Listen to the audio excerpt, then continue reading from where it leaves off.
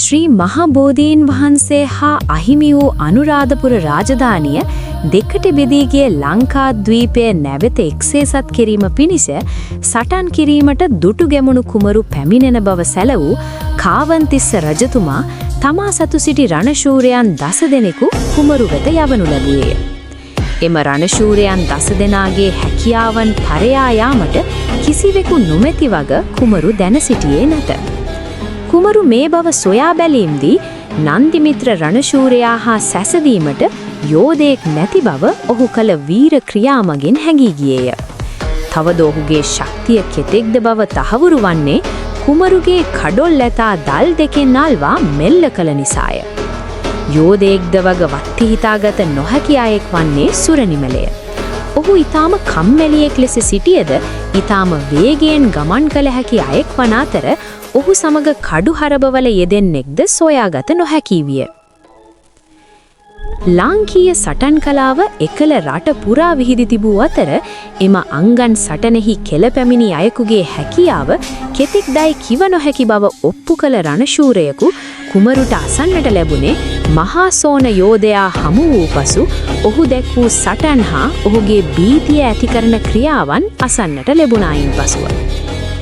අලසකමින් කාලය ගෙවූ අයෙක්ව සිටි ගෝඨයිම්බර තම සහෝදරයන් දවස් ගණන් කැපකර නියැලෙන වැඩ දවසක් තුල නිම කිරීම තුලින් ඔහුගේ ශක්ති සම්පන්න බව ඉස්මතු වූ අතරේ ඔහුට ගල් පුවරු පවා බිද හැලිමේ ශක්තියක් හිමි බව කුමරුහට අසන්නට ලැබුණි.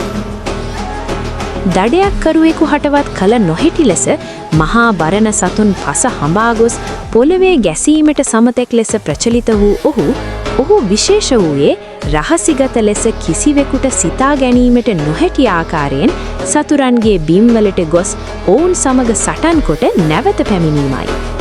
ආබාධිත ස්වරූපයකින් හෙබි කච්චදේව කුළු හරකුන් වැනි සතුන් පස හඹා ගොස් පොළවේ ගැසා දෑමීම වැනි ක්‍රියාවන් වලට ප්‍රචලිත වූ සිටි අතර ඔහු අනෙකුත් මිනිසුන්ට වඩා ශක්ති සම්පන්න බවකින් හා ඊතා අදිෂ්ඨානශීලී බවකින් හෙබි බව කුමරුහට අසන්නට ලැබිනි.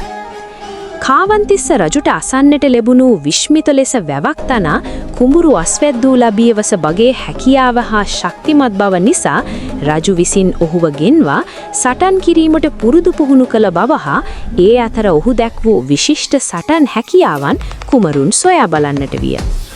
කුඩා කල යකඩ පොලකින් තල් පොල් ගස්වලට ගසා බිම දමා ඇති ශක්තිමන්තයෙකුව සිටි මහන වූ තේරපුත්තාබය හිමි ලෙස කටයුතු කරන අවදියේ ගැමියෙක් ලෙස සිටි ගෝඨයිම්බර යෝධයාටද වඩා ශක්ති සම්පන්න බවකින් හෙබි ඔහු පිළිබඳවද කුමරු අසා දැනගත්තේය.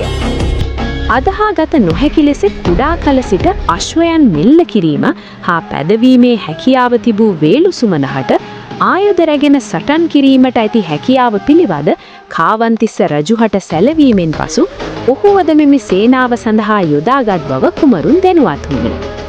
සටන් ගුරුවරයෙකු වූ පුස්සදේව කුඩා කල සිට සියලු ආයුධ හැසිරවීමේ හැකියාවත් සමග ඔහු සමග කඩු දුනුවෙනි ආයුධ ඇගේ කොටසක් මෙන් වගේ ඇති නිසා හා ඔහු සමග සටන් කිරීමට අයෙකු සොයා ගැනීමට කුමරුටද නොහැකි බව වටහාගත් දුටුගැමුණු කුමාරයා පුදුම වීමෙන් තමන් තුළ ඇති වූ අදිෂ්ඨානය පෙරටත් වඩා වැඩි විය. තමන් මත පැවරුණු විජයග්‍රහණය වූ උණ තව තවත් වැඩිවීම මෙම රණශූරයන් හමු වූයෙන් පසුව කුමරුට ඇතිවිය.